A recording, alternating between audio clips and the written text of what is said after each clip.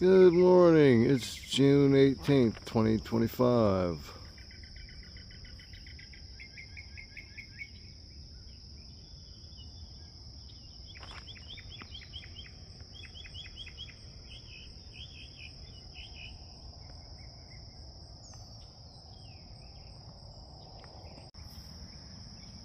Here's where we had the garlic. You plant that in October, so the weeds have a good start early in the spring, and I left this whole thing with weeds in it because I hurt my foot.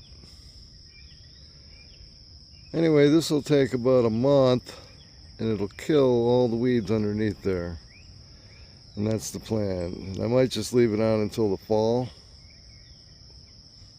There is some stubborn seeds, like certain types of grasses, that are more difficult than others. But we have lots of dill in this garden, which is another beneficial plant for beneficial bugs, like ladybugs and parasitic wasps. And we have it over there with the squash and the tomatoes. And here we have watermelon.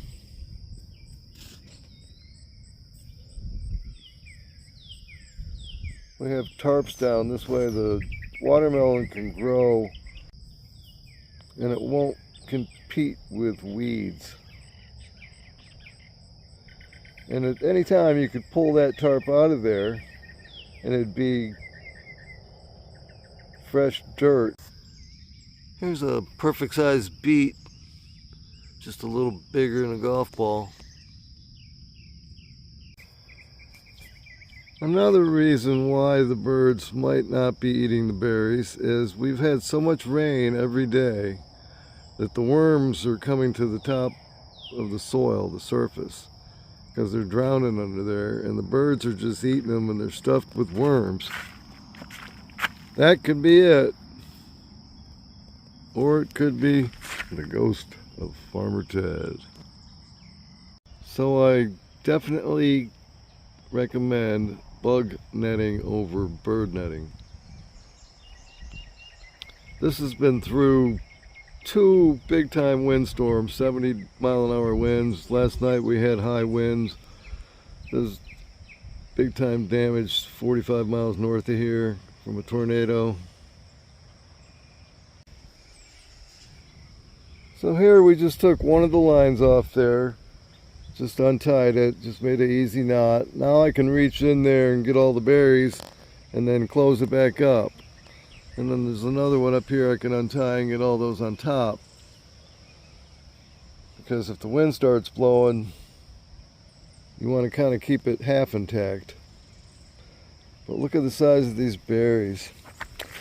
Nice ones.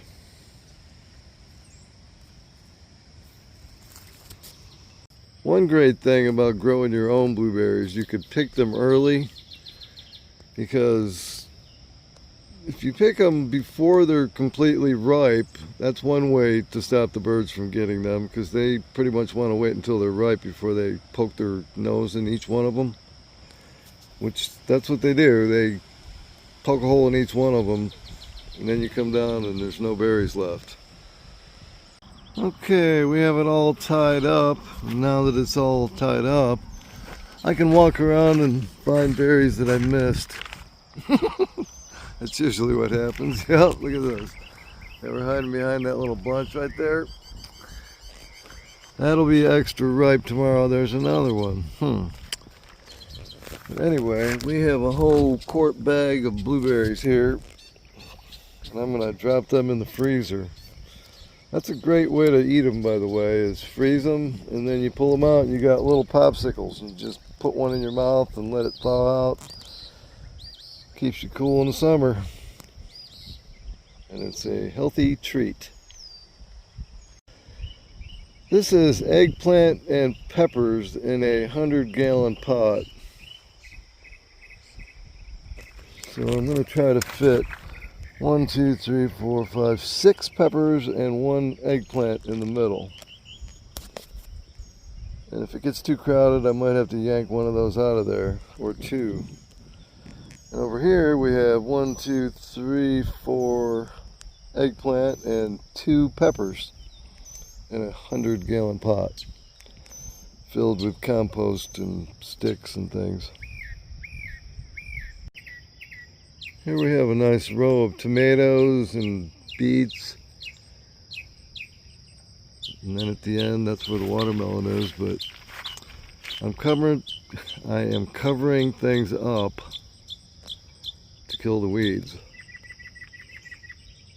Since it rains every day, the weeds really want to grow.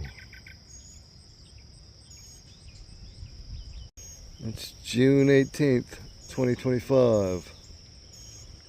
And we got a wildflower that came up from seed last year inside my blueberries. That is a California giant zinnia. Here we have a row of tomatoes. 1, 2, 3, 4, 5, 6, 7, 8, 9. And we have them in small tomato cages. These are actually for peppers, but you can make them work for these tomatoes because they only get 5 feet tall at the most. And you can use what you have.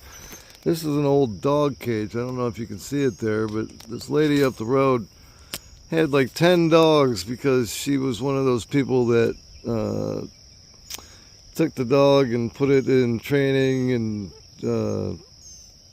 what do you call it? She would take her dogs to dog shows. That's what it was. And then they actually ran a dog kennel at their house. So she had all these cages, and I took 5 of her dogs for her because she had to go to assisted living when she got older. And since I got 5 acres and I just lived down the road, she gave me all these cages and stuff. So now that I don't have any dogs, I can use them for tomatoes.